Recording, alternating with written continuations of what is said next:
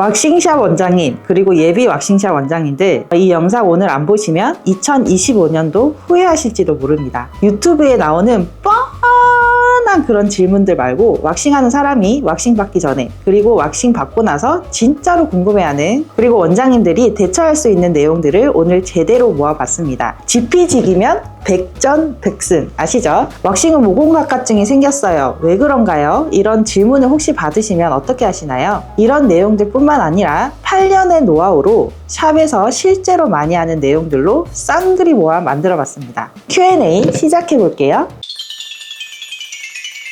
첫 번째 질문입니다. 왁싱하면 털이 안 나나요? 네, 이건 처음 받는 고객이 가장 궁금해하고 정말 많이 질문을 하는 것 같아요. 왁싱을 하면 털이 안 자라는 건 아니죠. 하지만 자라는 속도와 털의 상태는 큰 변화를 생기게 할 수 있습니다. 왁싱은 털을 이 뿌리채 제거하기 때문에 면도하는 다른 털이 자라나기까지 평균적으로 3-4주 정도 걸립니다. 뿌리까지 잘 뽑혔을 경우에 7일에서 10일 정도 후부터 부드러운 애기털들이 스물스물 그때부터 올라옵니다. 꾸준히 이 주기를 맞춰서 왁싱을 하면 털이 점점 얇아지고 모량이 정말 적어지는 게 왁싱의 효과라고 보시면 될 것 같아요. 이 메커니즘을 잘 아시고 이런 결과를 만들기 위해서는 시술할 때 가장 중요한 건 원장님들이 털이 끊기지 않게 시술하는 것, 그리고 주기적으로 왁싱을 받아야 하는 겁니다. 이 두 가지 중에 하나라도 안 되면 왁싱의 효과를 제대로 절대로 보실 수 없습니다. 기억하시면 좋을 것 같아요.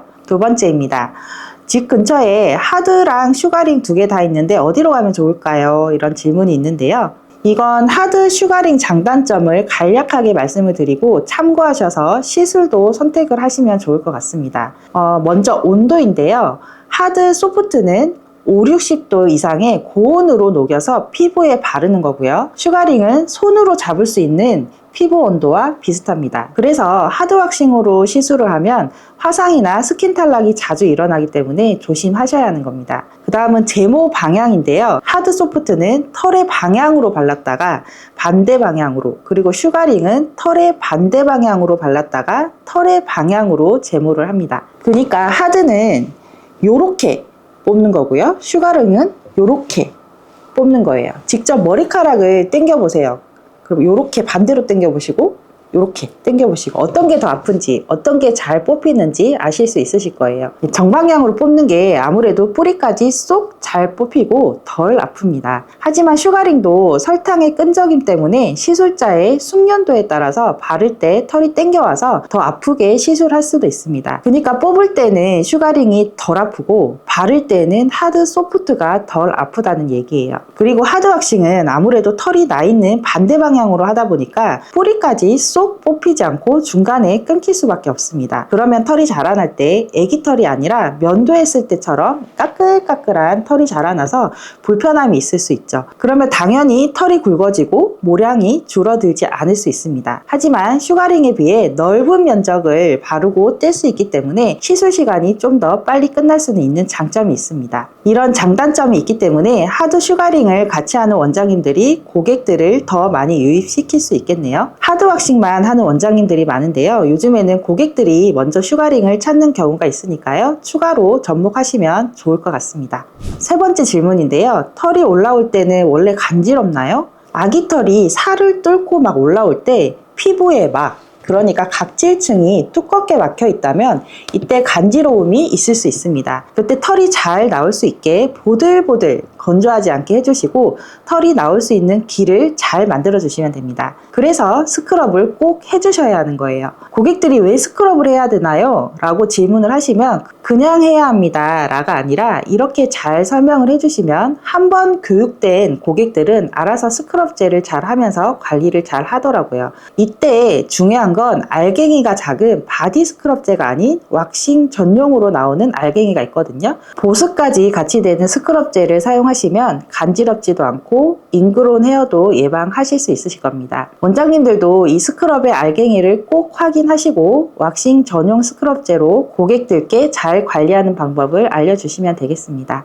네 번째 질문입니다. 예전에 여성용 면도기로 밀었을 때 엄청 간지럽던데 왁싱하고 털이 자랄 때 그렇게 간지러운가요? 그리고 왁싱을 평균적으로 몇 번 해야 털이 얇아질까요? 라는 질문을 하셨는데요. 네, 이것도 마찬가지죠. 털을 면도기로 단면을 밀어버리면 남자 턱수염처럼 두껍게 자라고 자랄 때 각질들을 뚫고 나오면서 간지러우신 거예요. 왁싱으로 하시면 다리 같은 경우에 4주에 한 번씩 3, 4번만 하셔도 굵은 털은 그냥 다 탈락이 돼버리고 털이 많이 얇아지실 겁니다. 이때도 샵에서는 안 끊기게 아기 털이 잘 자랄 수 있도록 꼭 해주셔야 합니다.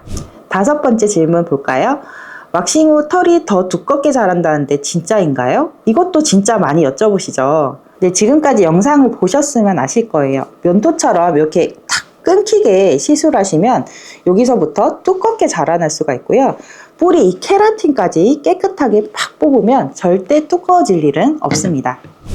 6번째 질문입니다. 저는 여잔데 인중에 털이 좀 많고 털이 좀 검해요. 그래서 왁싱 하려고 하는데 셀프로 집에서 하다 보면 털이 연해지고 덜 자랄까요? 라고 질문을 하셨는데요. 여기 인중 까만 부분 많죠? 저도 탈모약을 좀 먹고 나서 인중이 좀 까매지더라고요. 근데 인중 눈썹은 셀프로 추천은 드리진 않습니다. 왜냐하면 해보신 분들은 아시겠지만 아무리 새까맣다 하더라도 이 부위의 털들은 얇아서 뿌리까지 혼자서 뽑기는 정말 어렵습니다. 스킨 탈락도 정말 많이 되고요. 이건 샵에서 원장님들이 고객에게 왜 집에서 하면 안 되는지 잘 안내하고 시술로 해주시면 됩니다. 그리고 인중을 한 번에 잘 시술하는 방법이 있거든요. 이거는 세미나 때 오시면 잘 안내해 드릴게요.